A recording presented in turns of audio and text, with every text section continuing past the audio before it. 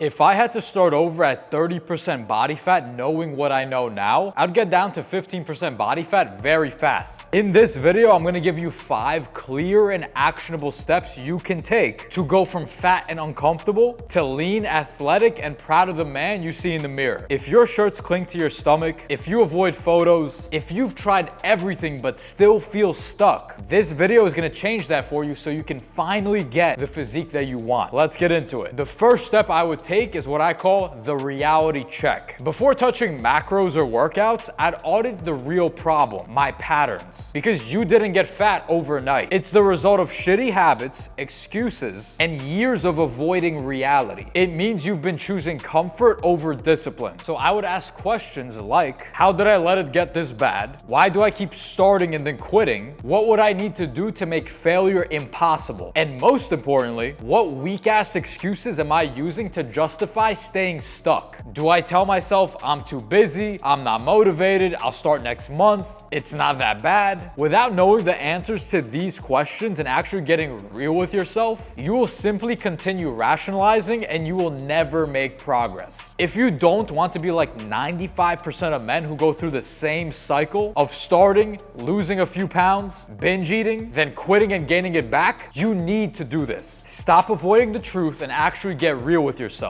You shouldn't live as a mediocre man. You should strive to be great. That's why the reality check is the first step I would take to actually make a transformation. The second step I would take is to fix my diet. Here's the truth. You don't have a slow metabolism. You're just eating like shit and pretending it's not a big deal. If I was 30% body fat, I would clean up my diet like my life depended on it. Because in reality, it actually does. I would need to stop the behavior that got me fat in the first place. I'd cut out the random snacking. If I wasn't hungry, I wouldn't eat. No just one bite, no grazing, no stress eating because I had a long day. Every time I would reach for food I didn't need, I would remind myself, you're not a dog, you don't need treats all day. I'd also cook my meals, because if over half my meals came from Grubhub and DoorDash, I wouldn't be surprised I had tits and love handles. Ordering food is easy, but you know what else is easy? Staying fat. Restaurants don't care about your goals. The results you wish you had don't care either. So if I was serious, I would hit up the grocery store,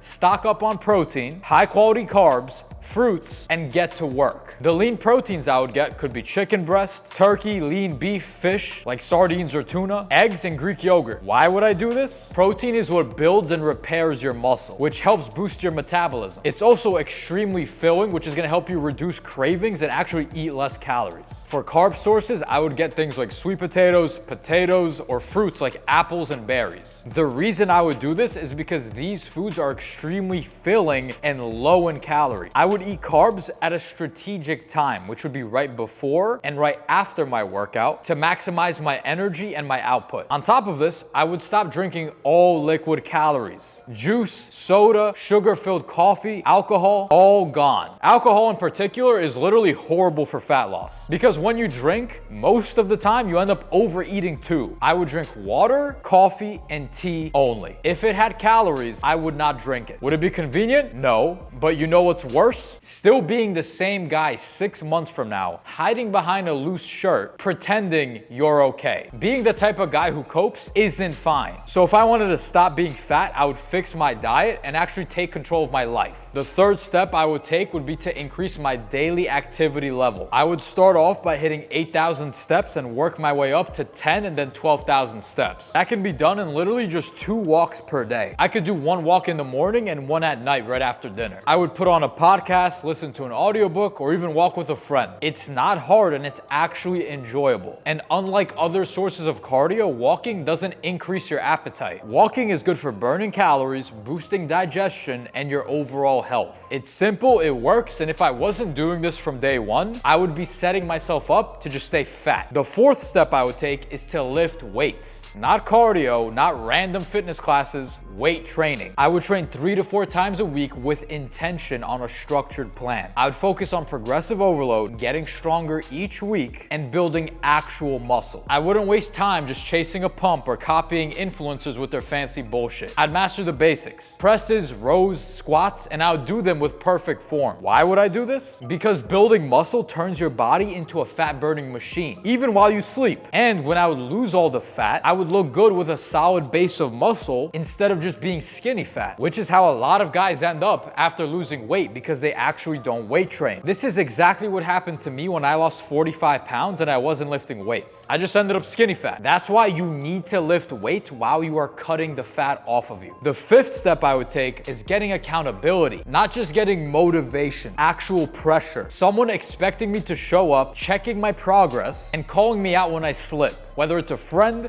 a group, or a coach, I would make sure I'm not doing this by myself. Why? Because when you have someone watching, you stop bullshitting yourself. Most guys fail not because they don't know what to do, but because nobody's actually holding them to it. They dabble, they skip workouts, they kinda eat healthy, then they wonder why nothing ever actually changes. Accountability puts skin in the game. It keeps you consistent when motivation dies. And in the beginning, you're probably soft, undisciplined, and used to quitting. And that's how I used to be when I was fat. So getting accountability can be the difference between you staying stuck and you actually making a change. Long term, you're probably not gonna need it. You'll become the kind of man who actually wants to train and eat right. But in the beginning, you need that extra push. And look, you don't need to be perfect, but you need to actually show up every single week and stay committed. If you want that level of accountability and you wanna work with me personally to get lean, muscular, and confident, you could apply in the description below. Either way, make sure to subscribe to the channel and stay alert for the next video. I'll see you in the next one.